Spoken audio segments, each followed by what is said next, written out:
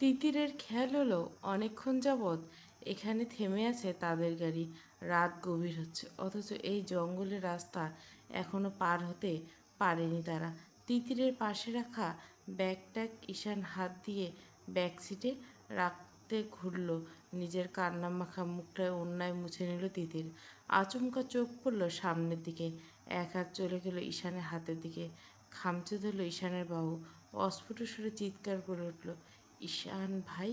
তিতিরের আচমকা চিৎকারে তড়িৎ সোজা হয়ে সামনে তাকালো ঈশান।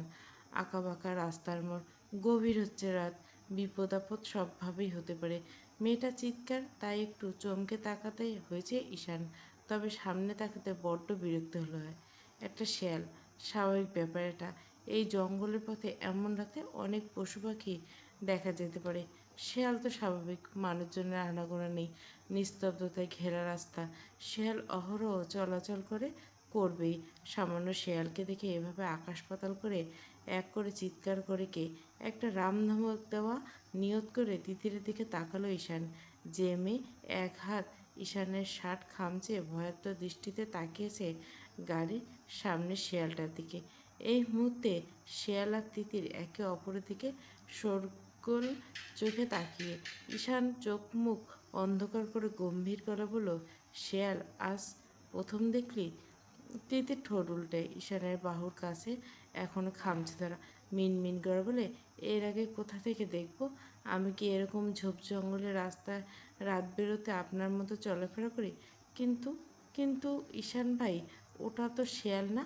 রাস্তা পার হতে গিয়ে থমকে থাকা শেয়ালটার দিকে বড্ড হতাশ দৃষ্টিতে তাকালো শেয়াল। শেয়ালটা বোধহয় ইতস্তত বোধ করছে। রাস্তা পার হবে নাকি কী করবে সম্ভবত বুঝে উঠতে পারছে না। এক পা সামনের দিকে ঘাড় বাঁকিয়ে তাকিয়েছে ওদের দিকে। ঈশান তেতে ওঠা কণ্ঠে বলল, জলজান্ত শেয়াল দাঁড়ানো, শেয়াল না মানে কি? আর তুই রয়েছিস গাড়ির ভিতরে, ও তোকে খেয়ে ফেলবে? তিতির অসন্তোষ প্রকাশ করলো নিজের মুখের ভাবভঙ্গি। ঈশান শেষ কথাটুকু তার পছন্দ হয়নি। বরাবর মামিরা বলে এসেছে কোনো মুহূর্তে নেগেটিভ চিন্তা না বা নেগেটিভ কথাবার্তা না বলতে। তিতির গম্ভীর গলা বলল, কী আশ্চর্য, খেয়ে ফেলবে মানে কি? এ আবার কী ধরনের অলক্ষণী কথাবার্তা? পথে ঘাটে বেরোচ্ছেন, ভালো কথা মুখে আসে না? কথাটাকে বলে খানিকটা চুপ করলো, শুকনো ঢোক গিলে বলল, কিন্তু ওটাকে দেখে ভয় পায়নি তো? তিতির আদতে কী দেখে ভয় পেয়েছে সেটাই দেখা পাচ্ছে না ঈশান। তবে মেয়েটা হাতের ইশারা করতে তাকালো সেদিকে। চোখে পড়লো এবার রাস্তার ওপাশে একটা মানুষ দাঁড়িয়েছে। গাড়ির হেডলাইটের আলোয় চোখে পড়ছে মানুষটাকে, তবে মুখ স্পষ্ট দেখা যাচ্ছে না। কাঁধে একটা ঝোলা জাতীয় কিছু। সে বেচারা শেয়াল বাবাজির মতো উকিঝুঁকি মারছে থেমে থাকা গাড়িটির দিকে। গাড়ির ঠিক সামনে দাঁড়িয়ে থাকা শেয়ালটা এখনও জলজল চোখে তাদের দিকে তাকিয়েছে। ঈশান কথা পারে না। দুবার হর্ন চাপ দিতে শেয়ালটা ছুটে পালালো। তিতির অদূরে দাঁড়িয়ে থাকা মানুষটার দিকে তাকিয়ে আমতা আমতা কণ্ঠে বলল, ওটা কি মানুষ? ঈশান দীর্ঘশ্বাস ফেলে বলে, আরেকটা শেয়াল তো মনে হচ্ছে না। বাজে কথা বলবেন না। লোকটা এদিকে এগিয়ে আসছে, গাড়ি ছাড়ছে না কেন? চোর ডাকাতও তো হতে পারে। লোকটা এর মধ্যে ঈশানদের গাড়ির পাশে চলে এলো। তিতির ভয়ে চুপসে গেল। ঈশান বরাবর সতর্ক মানুষ, অভিজ্ঞ চোখ ভালো মন্দ পার্থক্য করতে খুব সহজে। তারপরে এক হাত এরই মধ্যে চলে গেছে নিজের প্যান্টের পকেটে। লোডেড সঙ্গে থাকে সব সময়। লোকটা আদতে ওদের দিকে এগিয়ে আসছে, তবে দূরত্ব মিটতে ঈশান হাত সরে আসলো উপর থেকে, হাঁপ ছাড়লো যেন। লোকটা সম্ভবত ওদের গাড়ি খারাপ হয়েছে মনে করে এগিয়ে আসছে। স্থানীয় যেহেতু মাঝপথে এভাবে গাড়ি থেমে থাকতে দেখে এটা মনে করা স্বাভাবিক। লোকটা আস্তে গাড়ির কাছ নামিয়ে ফেললো ঈশান। লোকটা ঈশানকে দেখে অমায়িক হাসলো, তারপর আধো গলা বলল, ঈশান বাবা, আশ্রমে যাইতেছেন বুঝি? মৃদু হেসে মাথা নাড়ল ঈশান। নরম গলা বলল, তোমাকে না বলছি এত রাতে পথে ঘাটে বের হবে না? বাড়িতে খুঁজছে তো চইলে যাব এক্ষুনি। মাছের বিক্রি আজকাল কেমন? আলহামদুলিল্লাহ, তোমাদের দয়ায় ভালোই। তিতির হাঁ করে তাকিয়ে রইল। ফিস ফিস করে জিজ্ঞাসা করলো, ঈশান ভাই চেনেন লোকটাকে? ঈশান তিতিরের দিকে ঘাড় ফিরিয়ে চাপা কণ্ঠ, ভূত নাম মানুষই। তিতির ঠোঁট উল্টে, লোকটাকে চেনে কথাটা বললে হতো, এত হেয়ালি করার কী আছে? লোকটা উকি দিয়ে দেখলো তিতিরকে, ঈশানের দিকে তাকিয়ে একগাল হেসে বলল, ক্যাডা এইটা? ঈশান বাঁকা চোখে তিতিরকে অবকলন করে গভীরভাবে বলল, ফুফুতো বোন। লোকটা ঠিক কী শুনল সেটা বোধহয় নিজেও বুঝে উঠতে পারল না। ভুরু জোড়া তুলে বোকা বোকা কণ্ঠে প্রশ্ন করল, বুঝলাম না বাপ, ফুফুতো বোন কইলা নাকি বউ কইলা? তিতির চোখ জোড়া বোধহয় বিস্ফোরিত হলো। এ লোক বলে কি এতক্ষণে? নিজের এলাকায় কাউকে না হয় না জানায় সে বিবাহিত, তাই বলে সব জায়গায় চলবে? ঈশান একইভাবে বলল, তোমার একটা ছেলে থাকলে বিয়ে দিতাম, বড় হয়ে গেছে মেয়েটা, সুন্দর না? লোকটা প্রাণ ভরে হাসলো। ঈশানের ঈশান বিয়ের কথা তোলা লোকটার ধারণা পরিষ্কার হলো, ফুফুতো বোনই বোধ হয়। বউকে নিশ্চয় কেউ বিয়ে দিতে চায় না। লোকটা মাথা চাকলো সঙ্গে সঙ্গে। খুব সুন্দর বাপ তোমার বোনটা। আমার একটা পোলা থাকলে সত্যিই নিয়ে যাইতে মনে। আফসোস, তোমার দাদিরে কইল তোমারে বিয়ে করেছে, তা বৌমা কই? এখনও দেখলাম না। ঈশান দীর্ঘশ্বাস ফেলল। বড্ড উদাসীন অনীহার সাথে তিতিরের দিকে ইশারা করে বলল, এইরা সম্পর্কে বউ হয়, ফুফুতো বোন থেকে এখন বউ। তবে খালি বউ না, ফুফুতো বউ বলা যায়, শোপিজ একটা সাজিয়ে রাখি আমার ঘরে, একে ধরাছোঁয়া যায় না। তিতিরের মাথা রাগে দপদপ করে উঠছে। যাকে তাকে এভাবে দুঃখ প্রকাশ করতে হবে, এ আবার কি কথা? সে শোপিস? তিতির কথা বলে না, শিরদাঁড়া সোজা করে গাল ফুলিয়ে বসে রয়। লোকটা বোধহয় এতক্ষণে বোধগম্য হলো ঈশানের কথাগুলো। হো করে হেসে উঠল। ঈশান যে মজা করছিল বউকে ফুফুতো বোন বলে, সেটা মাথায় আসতে এই হাসি বারবার করে বিদায় দিল ওদের দুজনকে। ঈশান তিতিরকে যখন চন্দ্রদেওয়ানের আশ্রমে পৌঁছল তখন রাত্রি হয়েছে বেশ। বৃদ্ধা অবশ্য নাতি নাতির জন্য জেগেই ছিল। চশমা চোখে এঁটে ধর্মপুস্তক পাতা উল্টাচ্ছিল মনোযোগ সহকারে। ওরা দুজনে আশ্রমে ঢুকতে দারোয়ান এগিয়ে এলো ওদের ব্যাগগুলো নিতে। ঈশানকে এখানকার সকলে খুব ভালো করে চেনে। বয়স দুয়েকের আগে বেশ নিয়মিত যাতায়াত ছিল তার। তবে কাজের ব্যস্ততায় বিগত 2 বছর যেমন বাড়িতে ফিরতে পারেনি, তেমনি এখানে আসা হয়নি। দারোয়ান সালাম ঠুকে ওদের নিয়ে গেল বৃদ্ধাশ্রমের ভিতরে। পাশাপাশি অনাথ আশ্রম আর বৃদ্ধাশ্রম সবই দেওয়ানদের করা। ঈশানের দাদু নিজ হাতে করে গিয়েছিল সব। স্বামীর প্রতিষ্ঠা করা এই কাজগুলো অতি যত্নের সাথে দেখাশুনো করে রাখেন চন্দ্রা দেওয়ান। তাছাড়া তার ছেলেরা তো আছে। প্রায় প্রতি মাসে বেশ কয়েকটা দিন বৃদ্ধা এখানে কাটাতে আসেন। তাছাড়া আরও কিছু ভবন নির্মাণের কাজ চলছে। সে নিজের থেকে সেসবের তদারকি করতে ঈদ শেষ হতে চলে এসেছেন। এই মাসটা এখানে থেকেই যাবেন। ঈশান তিতিরকে দেখে হাতের বই রেখে দুহাত বাড়িয়ে দিল। পুতুল আসছো, দাদাভাই কোথায়? তিতির দ্রুত পায়ে এসে বসলো তার কাছে। বৃদ্ধা দু হাতে জড়িয়ে নিল নাতনিকে। ঈশান ঢুকলো প্রায় সঙ্গে সঙ্গে। গাড়ি পার্কিং করে চলে আসছে। এবার বেশ সময় ধরে চলল গল্প গুজব। এতটা জার্নি, এতটা ফ্রেশ, তার উপর ফ্রেশ না হয়ে জাকিয়ে গল্প জুড়ে দিল। রাতের খাবারও নিশ্চয় খাওয়া হয়নি। বৃদ্ধা এবার তাড়া দিয়ে বললেন, দাদা ভাই, তোমার জন্য রুম ঠিক করা আছে, রুমে নিয়ে যাবে ঘরে। আজ আর রাত জেগে কাজ নেই। এতটা পর জার্নি করে এসেছো, খাবার খেয়ে ঘুমিয়ে পড়ো, সকালে কথা হবে।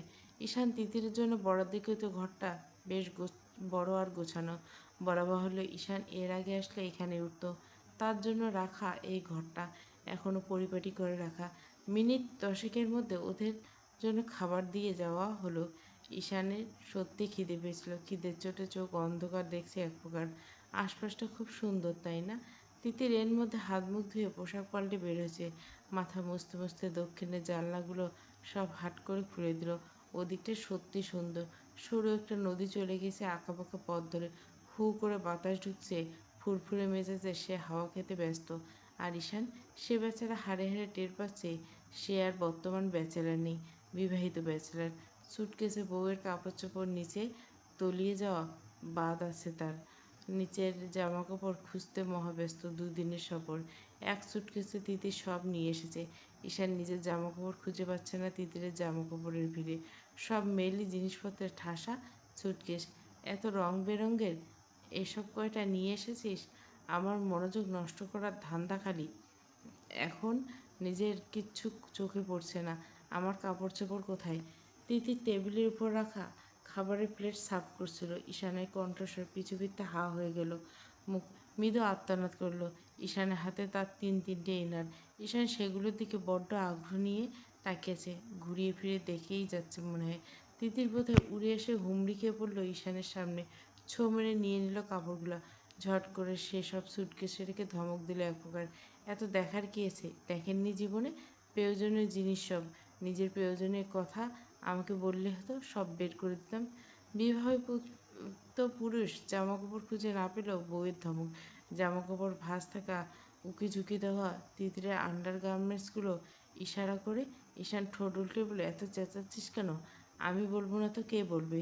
তিতির বিরক্ত মুখে ইনারগুলো আবার ভালো মতো গুজে ফেলল। ঈশানকে ঠেলে সরিয়ে গম্ভীর কণ্ঠে বলল, কেউ না, সরুন দেখি, কাপড় বের করতে দিন। টি শার্ট পরবেন তো? ট্রাউজার কালোটা দেই? মাথা নাড়ল ঈশান, ঠোঁট টিপে অদেখা হাসল। এত সামান্য, এতটা রঙিন গেল চলবে কি করে? এই দূরত্ব কতদিন? হাতে গোনা কিছু সময়। অতঃপর তার 10টা স্বামী স্ত্রীর মতো সম্পর্ক একবার তৈরি হলে ছুটে পালাবে এসব সামান্য বিষয়ে লজ্জা? তিতির ঈশানের হাতে টি শার্ট আর ট্রাউজার গুজে দিয়ে মুখ লুকিয়ে ছুটলে টেবিলের দিকে। যেতে যেতে বলল, খাবার ঠান্ডা হয়ে যাবে, দ্রুত বের হবেন, পানি ঠান্ডাই আছে, যান জলদি। ঈশান গেল না, ধীরে সুস্থে উঠল। মেয়েটা এক মুহূর্তের জন্য বিরক্ত করার সুযোগ হাতছাড়া করতে মন চাইল না ঈশানের। কণ্ঠে এক গ্লাস দুষ্টুমি এনে কপট আফসোস করে বলল, একটা জিনিস এতদিন খেয়াল করিনি, আগের মাপ আছে। That's not fair wifey. বিবাহিত নারীদের বিয়ের আগের কাপড় চোপড়ে কেন বিয়ের পরে গায়ে লাগবে তা মানা যায়? একদম যায় না। তাও আবার যে নারী যদি হয় ঈশান আস্বাদে বিবাহ নারী, মারা যায়? সিরিয়াসলি মনে হয় আমার কাজে লেগে পড়া উচিত। তিতিরের কান ঝনঝন করে উঠল। কি যে অসভ্য কথাবার্তা! পিছু ঘুরে কিছু বলবে তার আগে ঈশান ঢুকে পড়ছে, খাইয়ে দে। এতক্ষণে টানা ড্রাইভ করে হাত অবশ হয়ে আসছে। ঈশান এসে বসছে তিতিরের মুখোমুখি। তিতির মানা করে না, প্লেটে খাবার সাজিয়ে রেখেছিল। ঈশান সদ্য শাওয়ার নিয়ে বেরিয়েছে। উদাম শরীর, পানি এখনো মোছা হয়নি ভালো করে। টুপটাপ পানি গড়িয়ে পড়ছে মাথার এক ঝাঁক ভেজা চুল থেকে। তিতির সেদিকে এক নজর দিয়ে দৃষ্টি সংযত করলো। হার্টবিট ছোটাছুটি করে ঈশানকে এই রূপে দেখল। সুন্দর মতো লোকমা বানিয়ে মুখে তুলে দিল ঈশানের। সারাদিন পর খাবার পেটে পড়েছে ছেলেটার। গভীর তৃপ্তিতে খাবারের খেতে ব্যস্ত। ঈশান ভাই, এদিকটা খুব সুন্দর বলেন, মোটামুটি। কাল আশপাশে ঘুরে দেখবেন? ঠিক আছে। নানুকে একদিন বলেছিল পাশে একটা নদী আছে, সেটার পাশে নাকি অনেকে ক্যাম্পিং করে। তিতির হাত তার মুখের সামনে খাবারের লোকমা বানিয়ে ধরেছে। তিতিরের কবজি টেনে সেটা মুখে নিতে নিতে ঈশান আমি আর নয়ন একবার করেছিলাম ক্যাম্পিং। তিতিরের চোখ জোড়ে জল জল করে উঠল এ যাত্রায়। চন্দ্রদাওয়ান এই আশ্রমে প্রথমবার আসা হলো তার। তবে এখানকার গল্প সে প্রচুর পরিমাণ শুনেছে।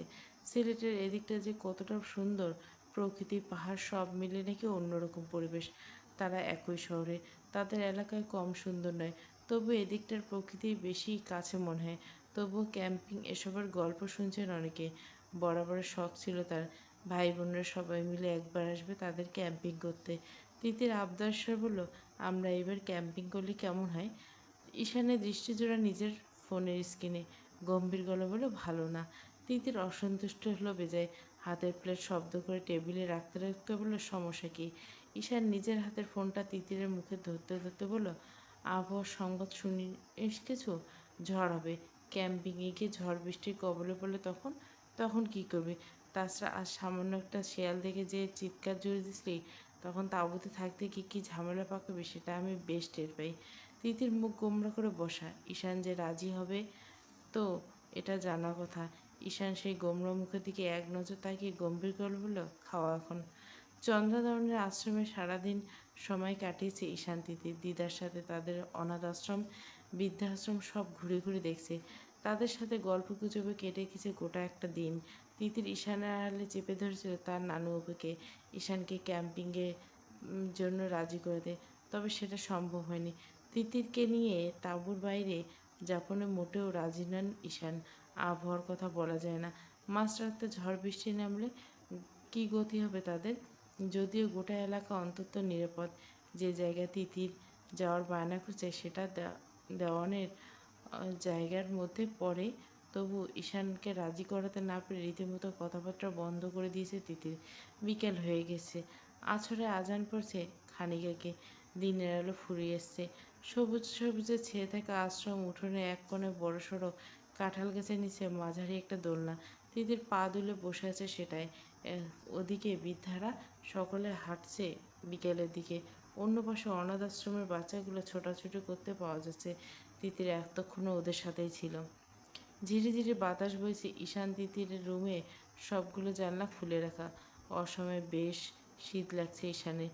ঘরে এসি, ফ্যান, সাথে বাইরের বাতাস, সব একসাথে। বাইরের মানুষজন হই হুল্লা কানে ভেসে আসছে। ঈশান ঘুমিয়েছিল দুপুরবেলা। ঘুম ভেঙে আশেপাশে দেখতে পাওয়া গেল না তিতিরকে। ফ্রেশ হয়ে সেও এসে দাঁড়ালো বাইরে। দোতলা করিডোরে আসতে চোখ পড়ল নিচের দোলনায় অসহায় তিতিরকে। ভীষণ দুঃখী দুঃখী মুখ করে বসে আছে। সারাটা দিন একটা কথা বলেনি ঈশানের সাথে। মেয়েটার মুখ দেখলে হাসি পায় ঈশানের। ঈশান ট্রাউজারের পকেটে দুহাত গুঁজল, গম্ভীর মুখে নেমে এলো নিচে। তিতিরের মুখোমুখি এসে দাঁড়িয়ে হালকা স্বরে বলল, এ দুনিয়া মনে হয় তোর কেউ নেই। এখানে আসিস কেন? দিদা কোথায়? তিতির শুরুতে জবাব দেয় না, চোখ মুখে অন্ধকার করে বসা। ঈশান নির্বিকার মুখে এসে বসে তিতিরের পাশে, পা দিয়ে আটকায় দোলনার নড়াচড়া। সেদিকে ভুরু কুঁচকে তাকালো তিতির। আমার কোনো কিছু আপনার পছন্দ হয় না? দোলনায় দোল খাচ্ছি সেটাও সহ্য হচ্ছে না? সহ্য হচ্ছে না, সত্যি সহ্য হচ্ছে না। সমস্যা কী তোর? সারাদিন কথা বলছিস না কেন? দুপুরে খাইয়ে দিতে বললাম, তখনও বাচ্চাদের মতো মুখ ঠুসে ঠুসে চলে আসলি। 10 লোকমার ভাত 3বার শেষ করে দিলি। অল্পের জন্য খাবার গলায় আটকে মরিনি। আবারও এলোমেলো কথার ভঙ্গি। তিতির বিরক্ত মুখে বলল, তবু তো মানা করেনি, দিয়েছি তো খাইয়ে। ঈশান অদেখা হাসে। দুপুরের কথা মনে পড়ে গেল। শান্ত করে বলে, তুই তো দিবি, কে আর আছে? ফুফুতো বউ আমি না তো? ফুফুতো বাদ দিয়ে শুধু বউ, শোপিজ আমি। আরে বাহ, তুই খুব সুন্দর, তাই বলছি। এখন কথা ঘোরাচ্ছেন? মানুষের সামনে তো বউ পরিচয় দিতে লজ্জা পান। ঈশান দুহাতে মাথার চুল ঠেলে দেয়। উপরে আকাশের দিকে তাকিয়ে চেয়েছি বলে, তা পাই সত্যি, প্রথম বিয়ে তো একটু একটু লজ্জা পাই। পরেরগুলোতে আর লজ্জা পাবো না, তাই না? কি বলিস? তিতির চোখ রাঙায়। ঈশান তাকায় না তার দিকে। মুখে দেখে মনে হচ্ছে সে মহা সিরিয়াস। তিতির দাঁতে দাঁত পিষিয়ে বলে, ডিভোর্স লেটার পাঠিয়ে দিয়ে যে কয়টা খুশি বিয়ে করে ফেলেন। পারমিশন দিচ্ছিস? তিতির অগ্নিদৃষ্টিতে তাক করে তাকিয়ে থাকে ঈশানের দিকে। তাকে রাগাতে যে কথাগুলো বলছে তা সে বেশ টের পাচ্ছে। রাগ করতে চাচ্ছে না, তবুও রাগ প্রকাশ পেয়েই যাচ্ছে। ঈশান আর একটু ঘেঁষে আসলো। এবারে ভীষণ নরম সুরে বলল, এসেছিস 2 দিনের জন্য, আবহাওয়ার খবর শুনিসনি? এর মধ্যে কি ক্যাম্পিং নিরাপদ? দিদা বলছে এসব জায়গা আমাদের, তাহলে নিরাপদ নয় কেন? ঝড় উঠে তোকে আর তোর তাঁবুকে উড়িয়ে নিয়ে গেলে তখন কাকে দোষ দিবি? আমি সারা রাত তোকে পাহারা দেবো? এর থেকে ঘরে থাক, খেয়ে দে, শান্তির ঘুম দে বিছানায়। আর কবে আসা হবে তার ঠিক নেই, চলুন না। বেশি এমন সেমন মনে হলে ঝটপট চলে আসবো, দূরে তো না। ঈশান স্থির তাকিয়ে রয় কিছুক্ষণ। তিতিরের মায়াবী মুখটার দিকে তাকিয়ে এই মুহূর্তে সত্যি মানা করতে ইচ্ছে করছে না। অগত্যা সারাদিন ঘ্যান ঘ্যান মানতে হলো এই যাত্রায়। চন্দ্রাধরন ম্যানেজারকে ডেকে সব প্যাকিং করে দিয়ে দিতে বলল। ম্যানেজার জানালো তিনি নিজে গিয়ে তাঁবু ঠিক করে দিয়ে আসবেন। সকাল সকাল সিলেটের উদ্দেশ্যে রওনা দিয়েছিল আকাশ পেয়ে। দুপুরে আকাশে একটা মিটিং আছে হোটেলের গ্র্যান্ড সুলতানে। পেয়ে ট্রেনে যেতে বায়না করলো, আজ সে সময় হয়ে উঠবে না, এত দূরের পথ, তার মধ্যে মিটিং ঠিক দুপুরে। চাইলে ট্রেনের লম্বা জার্নিতে সময় কুলোবে না। অগত্যা মেয়েটা বায়না ফেলে রেখে ফ্লাইট বুক করছে আকাশ। তাতে অবশ্য প্রিয়ার মন টন বেশ খারাপ। তবে সব কিছুতে আশকারা দিলে চলবে কেন? সিলেটের আবহাওয়া আজ বেশ সুন্দর। বৃষ্টি বৃষ্টি ভাব, হয়তো আরও একটু সতেজ প্রকৃতি। আগামীকাল ফিরে যাওয়ার কথা ওদের। শিয়া সদ্য একা থাকবে না হলে, আর এই অবস্থায় তাকে কটেজে একা রেখে যার যার মতো বাইরে থাকা কারোই মন সায় দিচ্ছে না আজকাল। এখানে আসার পর সারাদিন অফিসিয়াল কাজ সামনে নিয়ে প্রিয়ার মন ভালো করার নিমিত্তে শহরে আশপাশ ঘুরতে বেরিয়েছিল আকাশ। রাস্তার দুই পাশে গাছগাছালি পরিপূর্ণ, নয়নতারার ঝাড়। প্রিয়া এই প্রথমবার পা রেখেছে সিলেটে। বলা যায় চট্টগ্রামে বাইরে, ঢাকা বাদে অন্য কোনো জেলাতে এই প্রথম আসা তার। এখানে শিয়া আর প্রিয়াকে যে আসছে, যে এই জিনিসটা হচ্ছে আকাশ প্রিয়া থেকে নেওয়া। এই দুটো হচ্ছে আজকে দেখা হবে শিয়া প্রিয়ার সাথে, হচ্ছে ঈশান আর তিতিরের। এটা আকাশ প্রিয়াটাকেও একটু ভালোবাসা দিন, তাহলে দেখবেন গল্পটা আরও ইন্টারেস্টিং লাগবে। যদি তাড়াহুড়ে শাড়ি নিয়ে আসেনি, এ কথা গোটা দিনে কম হয়ে গেলে শতবার উচ্চারণ করছে। গাড়ি আঁকাবাঁকা রাস্তা ধরে চলছে। জায়গা বুঝে গাড়ি থেকে বারবার নামছে প্রিয়া। প্রেয়সীর মন রাখতে রাখতে আকাশ ছুটে পিছু পিছু। শহর ছেড়ে বেশ খানিকটা ভিতরের দিকে চলে এসেছে ওরা। অবশ্য প্রিয়ার বায়না। প্রিয়া গাড়ির কাছ নামিয়ে মাথা বের করে মহাহুশ হয়ে দেখে যাচ্ছে আশপাশটা। আচমকা ডেকে উঠল আকাশকে। আকাশ! আজকাল আকাশকে নাম ধরে ডাকে প্রিয়া। অবশ্যই সেটা আকাশের ধমকের ভয়ে। একে তো আপনি রেখে তার উপর আর কি বলে সম্বোধন করবে সেটা টের পায় না। নাম ধরে ডাকতে নাকি ইতস্তত করে। বিয়ের 6 মাসের মাথায় এসে এটা বললে ভালো লাগে? অগত্যা 2-4টে ধমক রেগুলার দিতে হয় আকাশকে। আজকাল মোটামুটি অভ্যস্ত হয়েছে। যদি আপনি থেকে এখন তুমিতে আসেনি মেয়েটা, এটার কাজ জলদি শুরু করতে হবে। আকাশ মিহিকণ্ঠে উত্তর দেয়, হুম। ওদিক থেকে আসার সময় যে নদীটা দেখলাম, ওটা কি ওই জঙ্গলের ওপাশে? রাস্তায় একপাশে উঁচু ঢিলা, অন্য পাশে বিস্তৃত জঙ্গল। গাছপালা ছেয়ে গেছে হাতের ডান দিকে। প্রিয়ার কথা মাথা ডানে বাঁয়ে ফেরালো আকাশ। মাথা নাড়ল। নদীর নামটা ঠিক জানা নেই। প্রিয়া মাথা উঁচিয়ে ওদিকে তাকিয়েছে। ওদিকটায় সরু রাস্তা দেখা যায়, সোজা নদী অব্দি চলে গেছে। যাবেন? ওপাশে নিশ্চয় অনেক সুন্দর। প্রায় সাথে সাথে রাস্তার কিনারে ঘেঁষে গাড়িটা থামলো। ওদিকটায় গাড়ি চলাচলের রাস্তা মনে হচ্ছে না। গেলে হয়তো বা পায়ে হেঁটে যেতে হবে। প্রিয়া দিকে তাকিয়ে বললে, একটা দিনও কোথাও ঘোরাতে পারলাম না পাখি।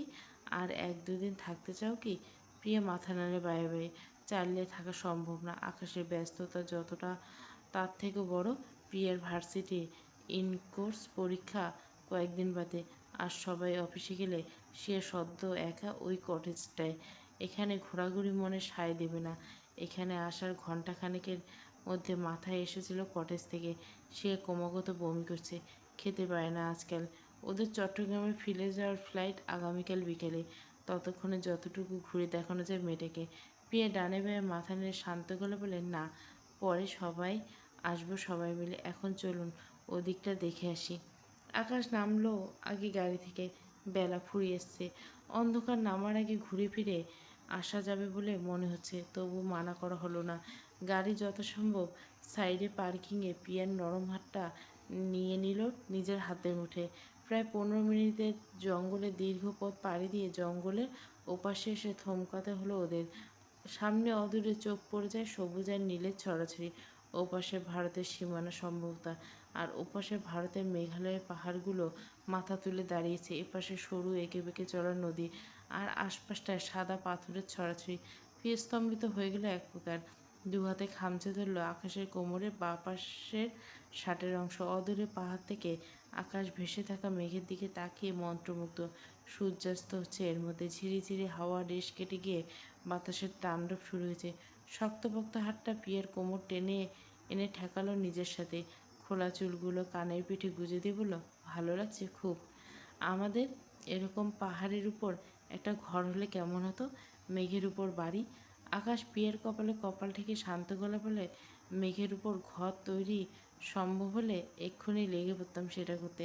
তা কখনো সম্ভব না। আমার কাছে যা আছে, যতটুকু আছে, তাতে বোধহয় কম সুখে রাখবো না পাখি। প্রিয়া দু হাতে ততক্ষণে স্থান করে নিয়েছে আকাশের প্রশস্ত কোমরে।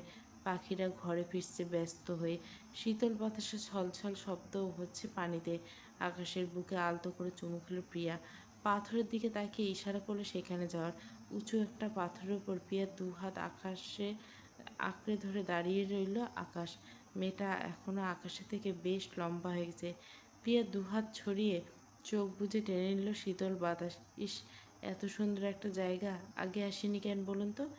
আমি নিজের আসিনি। বেশ করছেন। পৃথিবীতে এত সুন্দর জায়গা সর্বপ্রথম আমার সাথে দেখার ভাগ্য হোক আপনার। আমি ছাড়া কোথাও যেন যেতে না পারেন আপনি। আকাশ 2 হাত জড়িয়ে নিল প্রিয়ার লতানো কোমর। গ্রে কালারের একটা আনারকলি গায়ে। ওড়নাটা গলায় সুন্দর মতো জড়ানো। বাতাসে এদিক ওদিক ওড়াউড়ি করছে। আকাশ প্রিয়ার বুক পর্যন্ত এই মুহূর্তে বিনা বাক্যে মুখ গুজল নরম সত্তার ভাঁজে। শ্বাস টানল জোরে জোরে। তোমার আমার একে অপরের গন্তব্য আজীবন একে অপরের এসে শেষ হোক পাখি। পৃথিবীর সব ভালোবাসা আমি যেন তোমাকে মুড়িয়ে রাখতে পারি। চন্দ্রাদনের আশ্রমে দুজন মানুষ এসেছে ঈশানদের সাথে ক্যাম্পিং করা, মুখের কথা। তার উপর চন্দ্রাদন বাড়ির পুতুলের জন্য চন্দ্রাদন চিন্তা একটু বেশি। এক রাতের জন্য যত আয়োজন করেছে ঈশান হতাশ চোখে সেসব দেখছে। দিদা বা তার বউ কাউকে মানা করার চন্দ্রাদনের চিন্তা একটু বেশি। এক রাতের জন্য যত আয়োজন করা হচ্ছে ঈশান হতাশ চোখে সেসব দেখতে ব্যস্ত। দিদা বা তার বউ কাউকে মানা করার উপায় নেই তার। বুকে আড়াআড়ি হাত ভাঁজ করে লোক দুটো কাজ দেখতে ব্যস্ত। ক্যাম্পিংয়ের মজা হলো সব নিজ হাতের করা।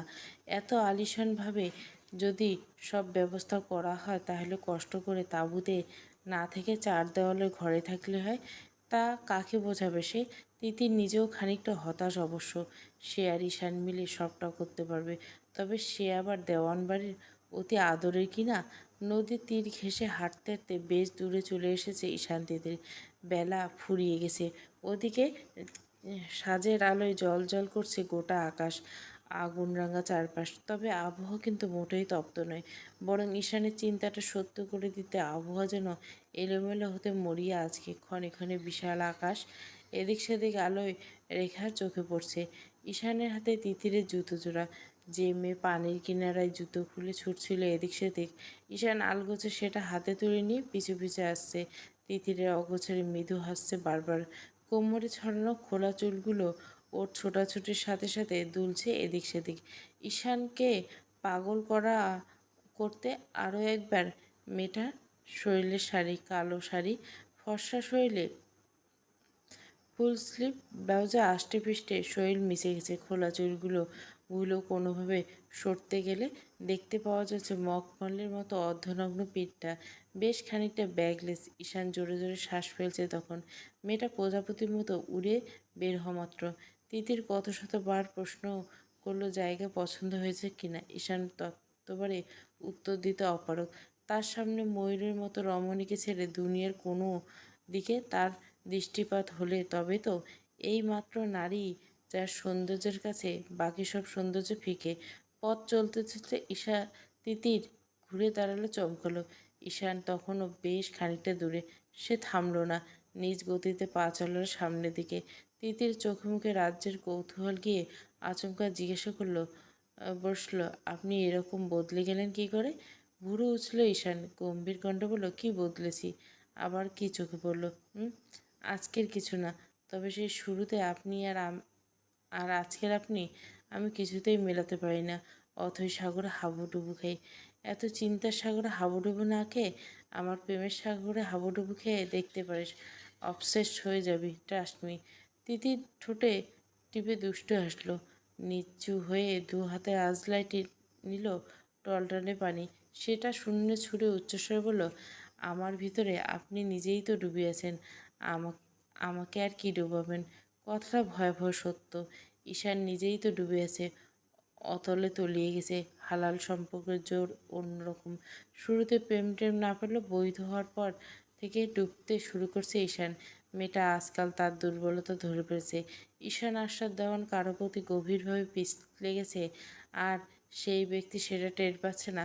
মেয়েটা তো আজ বাদে কাল মাথায় উঠে তাণ্ডব করবে। এমনিতে সে আবার দেওয়ানবাড়ির রাজকন্যা, এখন নিজে অবশ্য রাজ করছে।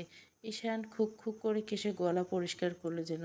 দ্রুত পায়ে সামনে এগিয়ে দূরত্ব ঘোচালো তিতিরের সাথে। হাতে জুতো জোড়া তিতিরের পায়ে কাছে রেখে জলদি পরে ফেলতে বলল সেটা। তিতির বাধ্য মেয়ে, এ যাত্রায় পায়ে গলিয়ে নিল জুতো জোড়া। আবার ঘুরে সামনের দিকে হাঁটা ধরবে, তখনই টান পড়ল শাড়ির আঁচল। ঈশান শাড়ির ফিনফিনে আঁচলটা তিতিরের অর্ধউন্মুক্ত পিঠের উপর তুলে দিতে বলল, উপোস রেখে এভাবে খাবারের লোভ দেখাতে হয় না, কমন সেন্সের বড্ড অভাব তোর।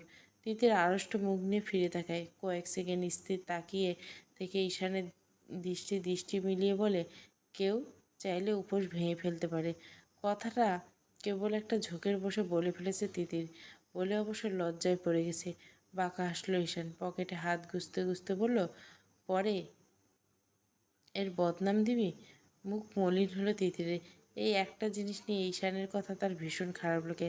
তাদের শুরুতে এলোমেলো সম্পর্ক, এলোমেলো ব্যবহারের জের ধরে ঈশান এখনও মান অভিমান করেছে। কই, তিতিরের এই কথাগুলো থেকে ঈশানের কাজ ব্যবহারটা আরও যন্ত্রণাদায়ক ছিল। হোক সেটা অভিনয়, কিন্তু ছিল তো। সে তো মনে রাখেনি। ঈশান ভালোবাসায় সব ভুলে গেছে। তিতির মাথা ঝুঁকিয়ে শান্ত গলা বলল, আর দেব না। ঈশান খসখসে হাতের তালু এসে ছুঁয়ে দিল তিতিরের গিব্রাদাস। সেখানে আঁকড়ে ধরে হেসে বলল, ভেবে কথা দেওয়া উচিত মিসেস দেওয়ান। পরে কথা রাখতে পারবেন তো? আমার ভীষণ কষ্ট হয়ে যায়। পুরুষ মানুষ আমি। আপনার বৈধ নারীকে প্রতিবার এত কাছে পেয়ে গভীরভাবে ছুঁয়ে দিতে নাকারা না পারার আক্ষেপে জ্বলে পুড়ে ছাই হয়ে যায় প্রতিনিয়ত। একদিন অন্তত নিচ থেকে দু কথা মেগিয়ে এসে আগুন নেভাতেই পারেন। আপনার অনুমতির অপেক্ষায় থাকি তো আমি, বোঝেন না? চোখ মারল ঈশান। তিতির সলজ্জ দু কদম এগিয়ে এলো। জুতো জোড়া খুলে নিজের মোমের মতো নগ্ন পা তুলে দিল ঈশানের পায়ের উপর। সেটার ভার রেখে উঁচু হয়ে জড়িয়ে ধরল ঈশানের কাঁধ। রক্তিম মুখটা এগিয়ে কিছু বলতে যাবে তার আগে ওপাশ থেকে শোনা গেল একটা পুরুষালী কণ্ঠ, এক্সকিউজ মি। ঈশানের পায়ের উপর থেকে নেমে ছিটকে পিছিয়ে গেল তিতির। আজ পূর্ণিমা হওয়ার কথা ছিল, কিন্তু গোটা আকাশ জুড়ে কালো মেঘের ঘনঘটা। চাঁদ লুকিয়েছে মেঘের আড়ালে। সন্ধ্যার যেটুকু আলো অবশিষ্ট ছিল সেটাও মিলিয়ে গেছে। আপাতত বেশ আলোয় তিমির চারিদিকে। ঝটপটে ফোনের আলো জ্বালালো ঈশান। ওপাশের মানুষটার হাতে একটা ফোন। তিতির ঘেঁষে দাঁড়ালো ঈশানের কাছাকাছি। অচেনা জায়গায় রাতের বেলা কেনাকে। তবে মানুষটির কাছে আসতে চোখ পড়ল সুদর্শন পুরুষের পাশে আরও একটু অতি রূপবতী নারী। মুখটার সাথে শুকনো লাগছে। ভয়ের তো মুখ চেপে ধরে আছে সাথের মানুষটায়। ঈশান দু পা এগোতে বদ্ধ হলো। ওপাশের মানুষটা ফোনে এলো। গম্ভীর কণ্ঠস্বর শুনতে পাওয়া গেল তার থেকে। আপনার কি স্থানীয় নাকি ট্যুরিস্ট? ঈশান ডানে বাঁয়ে মাথা নেড়ে গম্ভীর মুখে স্থানীয় বলতে পারেন। ওপাশের পুরুষটা হাত বাড়িয়ে দিল আকাশ এহনাদ চৌধুরী। আকাশ যতক্ষণে ঘোরাঘুরি শেষ করে ফিরে যাওয়ার জন্য প্রস্তুত হচ্ছে, তখন রাতের অন্ধকার প্রকৃতি সেই সরু রাস্তা পেরিয়ে এগিয়ে চলে এসেছে দুজনে। এখন ঘন জঙ্গলের মধ্যে নামমাত্র রাস্তাটা এই আধারে খুঁজে পায়নি। বাধ্য হয়ে নদীর তীরে ঘেঁষে এসে দাঁড়িয়েছে এদিকটায়। ঈশান কপালে ভাঁজ ফেলে শান্ত স্বরে জিজ্ঞাসা করলো, চৌধুরী গ্রুপ অফ ইন্ডাস্ট্রিজ ওনার শাহজাহান চৌধুরী? আকাশ হাসলো, মাথা নাড়ল, হাসি মুখে বলল, আমার বাবা। হাতের আলোয় খানিকটা উঁচিয়ে ধরল ঈশান। এতক্ষণে এতটুকুন আলোতে কারো মুখ স্পষ্ট দেখতে পাওয়া যাচ্ছিল না। আমি ঈশান আশ্বাদ দেওয়ান। আমাকে এত সহজে ভুলে গেলেন কি কি করে হবে body? That's not fair. Last এক্সামে ফিজিক্সে চৌধুরী সাহেবকে আমি 2.5 মার্কসে হারিয়ে টপ স্টুডেন্ট হয়েছিলাম। সেই ইগো পুষে এখন না চিনতে পারাটা কি ভালো দেখায়? আকাশ ভুরুচোরা কুঁচকে এলো। আলো আঁধারি খেলায় এতক্ষণে সম্ভবত ঈশানের মুখটা স্পষ্ট অবকলন করলো। জ্বলে উঠল মস্তিষ্ক, চকচক করে উঠল তীক্ষ্ণ চোখ দুটো। ঈশানের হাতটা নিজের হাতের মুঠো নিয়ে কাঁধ মেলালো দুজনে। What a coincident! কত বছর পর! তাও এমনভাবে, কান্ট ইমাজিন। আমি কিন্তু নাম না শোনার সাথে সাথে চিনে ফেলছি।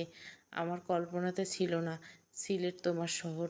তাই বলে এভাবে এমন জায়গায় দেখা হবে এতগুলো বছর পর ভাবিনি। স্বাভাবিক পথঘাটে হলে মানা যায়, এমন জঙ্গলে? হাই স্কুল জীবনে বছর তিনেক একই ক্যাডেট স্কুলের স্টুডেন্ট ছিল দুজনে। পারিবারিক ব্যবসার সূত্রে পরিচয় আছে দুই পরিবারে। আকাশের দাদা শাহজাহান চৌধুরী আর ঈশানের দাদা আরশাদ দেওয়ান একসময় উদ্দীময়ন ব্যবসায়ী। প্রতিদ্বন্দ্বী কম, বন্ধু ছিল বেশি। যদি আকাশ আর ঈশান দুজনে কেউ কখনো ঘনিষ্ঠ বন্ধু ছিল না। দুই টপ স্টুডেন্টের মধ্যে হাড্ডাহাড্ডি রেষারেষি বলতে যা হয় আর কি। তবে সেসব নেহাত ছেলে মানুষ। সময়ের স্রোতে কেটে গেছে বছরের পর বছর। দুজন দুজনের নিজের জায়গায় সুপ্রতিষ্ঠা আজকে। সুতরাং এতদিন পরে দেখা হয় নস্টালজিক অনুভূতি, হয় স্বাভাবিক। আরও বেশ কিছু সময় চলল দুজনের কথোপকথন। দুই রমণী তাদের স্বামীদের পাশে দাঁড়িয়ে সেসব কথা গিলতে ব্যস্ত। স্ত্রীর পরিচয় দিল দুজনে বেশ সম্মানের সাথে। ঈশান আশেপাশে তাকে জিজ্ঞাসা করলো, এভাবে কোইন্সিডেন্ট না হয় এতদিন পর দেখা হয়ে গেল, কিন্তু এখানে আই মিন ঘুরতে? প্রিয়া ততক্ষণে বেশ স্বাভাবিক হয়ে গেছে। ওপাশে ঈশান তিনের পাশে তিতিরকে দেখতে সম্ভবত জঙ্গলের পাড় ঘেঁষে এলোমেলো রাস্তা ধরে চলে এসেছে। অ্যাক্সিডেন্টলি নিজের ফোন রেখে এসেছে গাড়িতে। আর আকাশের ফোন প্রায় বন্ধ হয়ে গেছে। খানিক আগে সেটা অবশ্য বন্ধ হয়ে গেছে। ঘুটঘুটে অন্ধকারে পথ খুঁজে পাওয়া দুষ্কার। তার মধ্যে প্রকৃতির রুষ্টতা থেকে মনে হচ্ছে আকাশ পাতাল ভেঙে বৃষ্টি নামলো বলে প্রিয়া প্রচণ্ড ভয় পেয়েছে। এমন এক ঝড়ের রাতে রিয়ান তাকে নিয়ে গিয়েছিল, সেই থেকে মানসিক ট্রমা এখনও আছে বৈকি। সময় কেটেছে বহুদিন, বহু মাস, কিন্তু মস্তিষ্ক এখনও সেই বিভীষিকাময় স্মৃতি কি আর এত সহজে মোছার জিনিস? আকাশ প্রিয়ার হাত চেপে আছে, শান্ত গলে বলে, বিজনেস পারপাসে 28 সিলেটে, কালই ফিরবো। এখানে এসে হুট করে আটকা পড়ে গেছি। Phone off. একটা অ্যাক্সিডেন্টের পর থেকে প্রিয়া বেশ ঝড় বৃষ্টিকে ভয় পায়। সাথে সারাউন্ডিংয়ের একটা ব্যাপার তো আছে, লোকজন খুঁজছিলাম আর কি। প্রিয়া যে ভীষণ ভয় পেয়েছে তার চোখ মুখ দেখে বোধগম্য হচ্ছে। আকাশ ওপাশ থেকে আঁকড়ে ধরে আছে রীতিমতো। ঈশানের পাশ থেকে তিতির এগিয়ে এসে দাঁড়ালো প্রিয়ার পাশে, নরম গলে বলল, ইটস ওকে, ভয় পাচ্ছে কেন? সবাই আছি তো এখানে। তিতির খেয়াল করলো প্রিয়া কাঁপছে রীতিমতো। ঈশান এদিক ওদিক আলো তাক করলো। তারা নিজেরাও তাদের তাঁবু এড়িয়ে বেশ দূরে চলে এসেছে। গাড়ি এনেছো? রোডে পার্ক করা। বৃষ্টি নেমে পড়ার আগে জঙ্গল পেরোতে হবে, না হলে মিসেস চৌধুরী আরও ভয় পেয়ে যাবে। মচমচে পাতার শব্দ হচ্ছে জোরালোভাবে। বাতাসের তাণ্ডব, গাছপালাগুলো ক্রমশ হেলে পড়ছে বারবার। এই বুঝি মাথার উপর দুমদাম আসছে পড়ে গাছের ডালপালা। তিতির আর প্রিয়া দুজনে বেশ সমান সামনে, আকাশ ঈশান পিছু পিছু। পায়ের গতি বেশ দ্রুত হচ্ছে। বন্য বিভিন্ন পশুপাখি হাঁকডাক করছে। বিয়ের কতদিন? আকাশের প্রশ্নের সামনে প্রিয়া হাত আঁকড়ে হেঁটে চলা তিতিরের দিকে তাকালো ঈশান। মৃদু হেসে বলল, 2.5 মাস তোমার? মাস 6। যা, জীবনের চূড়ান্ত গেমে চৌধুরী সাহেব জিতলো তাহলে? তা জিতলাম, হাসলো আকাশ। এরই মধ্যে ঝিরঝির বৃষ্টি শুরু হয়ে গেছে। ছাতা নেই কারো। তারপরে আকাশের দিকে এগিয়ে গিয়ে ঈশান আবারও একই পথে ফিরবে।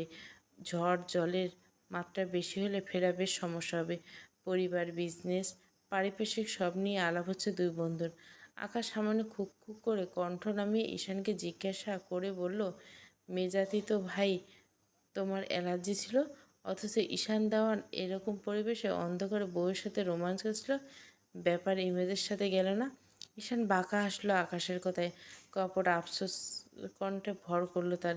সেও আকাশের ন্যায় কণ্ঠ নামিয়ে বলল, সেই বরাবরের মতো এতদিন পর দেখা হলো আমার, কিছুতে না কিছুতে তো ঠিক ব্যাগরা দিয়ে দিলে, রোমান্সটাও শেষ হতে দিতে অন্তত।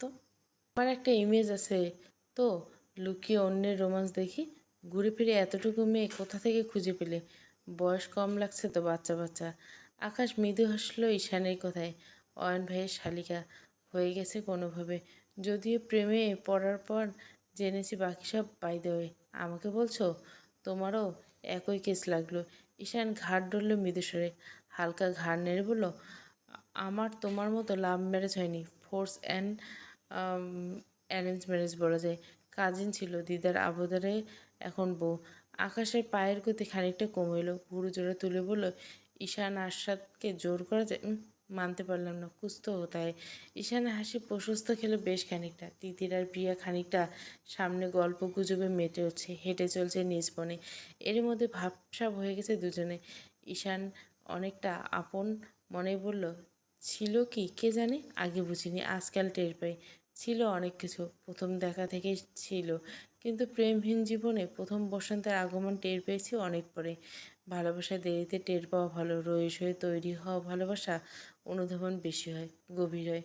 বৃষ্টির গতি বেড়েছে এর মধ্যে। জঙ্গলের স্যাঁতস্যাঁতে পরিবেশ পেরিয়ে পিচ ঢালা রাস্তায় এসে উঠেছে দুই দম্পতি। অদূরে দেখা যাচ্ছে আকাশের ব্ল্যাক মার্সিডিজটা।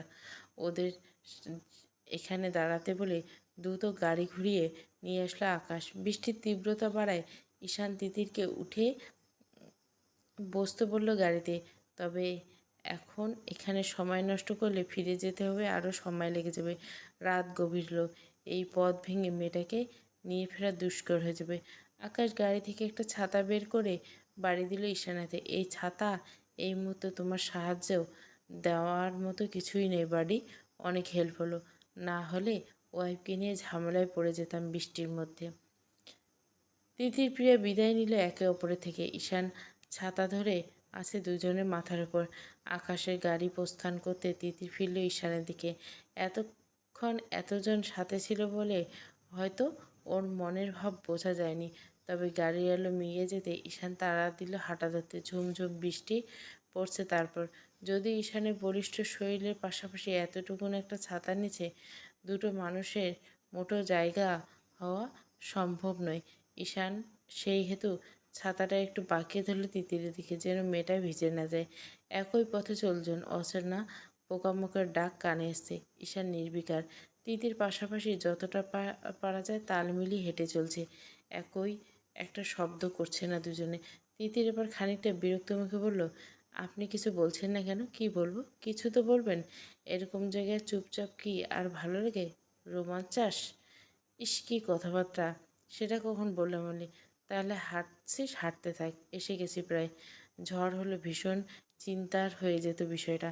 ভাগ্য ভালো শুধু বৃষ্টি, তবু সেটাই বা কম ঝামেলা নাকি? সাপ পোকাদের ভরসা কোথায়? তিতির এক প্রকার লেপ্টে গিয়েছে ঈশানের শরীরের সাথে। শুধু মাথা বাঁচানো কারবার এই ছাতাটা। দুজনে ভিজে গেছে। তিতিরের কালো শাড়ি সর্বাঙ্গে ভিজে গেছে। ঈশানেরও একই রকম। ঈশান খানিকটা দূরত্ব করল তিতিরের নরম শরীর থেকে। ভীষণ অসুবিধা হচ্ছে তার। তবে তিতির সেটা হতে দিল না একেবারে। এত কাছে ঘেঁষছিস কেন? কাছে এলে সমস্যা কি? এমনিতে তো কাছে যান, এখন সরিয়ে দিচ্ছেন কেন? ঈশান ঠোঁট কামড়ে ধরে বেশ খসখসে কণ্ঠে বলল, তাঁবু অবধি যেতে দিবি তো নাকি? এতদিন তো কাছেই ঘেঁষতে দিচ্ছিলি না, আর আজকে পারমিশন দিচ্ছিস, নিজেই কন্ট্রোল রাখতে পারছিস না। কী চাস তুই? আমি কন্ট্রোল হারাই? ঘুরে ফিরে ঝোপঝাড়ে তোরই ইন্টারেস্ট বেশি দেখাচ্ছে। চারপাশে বহু আগে আঁধার নেমে এসছে, ঘুটঘুটে অন্ধকার যাকে বলে। ঈশানের হাতের ওই ফোনের আলোটুকু ছাড়া কয়েক কিলোমিটারের মধ্যে সম্ভবত কোনো আলো খুঁজে পাওয়া যাবে না। তার উপর বৃষ্টি। এই জঙ্গলে ভয় পাওয়াটা স্বাভাবিক। অথচ এই ভয়ের মধ্যে ঈশানের লাগামহীন কথায় শিরদাঁড়া বেয়ে শীতল স্রোত বয়ে যাচ্ছে। আরেক দপ্তর বিদ্যুৎ চমকাতে হাতের বাঁধন দৃঢ় করে ভয়ার্থ কণ্ঠে বলল, ঝোপঝাড়ে কারেন্ট আসবে, সেটা কথা শুনলেই বোঝা যায়। মাথার ওই বাসরটা ছাড়া আর আছে কি? পরিস্থিতি বোঝে না, কিছু না। এই দুর্যোগের মধ্যে বাসর মাথা থেকে যায় না। ঈশান পায়ের গতি আরও দ্বিগুণ হয়েছে যেন। তিতির রীতিমতো ছুটছে ঈশানের সাথে।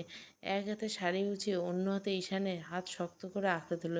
ঈশান কেমন শব্দ করে হাসলো, বাঁকা গলে বলল, কথা ঘুরোবে না। তখন নিজেই বলছিস পারমিশন আছে এখন। দু কদম এগিয়ে সেটাই বুঝিয়েছিলি। মিথ্যে ছিল সেটা? তিতির ইতস্তত করে মিহিসরে বলল, সেটা কখন বললাম? মিথ্যে কেন থাকবে? ঈশান আত্মপক্ষ সমর্থন করার সুযোগ পেয়ে গেল যেন দৃঢ় গলায়। তাহলে আমি কি গাধা? গ্রিন সিগন্যাল পেয়েছি, তাও বিয়ের এতদিন পর। নিঃশ্বাস প্রশ্বাসে এখন একই শব্দ। বাসর, তাঁবু অবধি চল। তুই একই জিনিস চাইবি, একই শব্দ বলে তড়পাবি। তিতির লাজুক পাখির মতো ছেটে থাকে ঈশানের তপ্ত দেহের সাথে। তিতির কাঁপছে এখন রীতিমতো। শীত করছে তার। ঈশানের কথার কোনো প্রতি উত্তর করল না। ঈশান আচমকা মাথা ঝুঁকিয়ে এলো তিতিরের কানে গেছে। পা থমকালো দুজনে।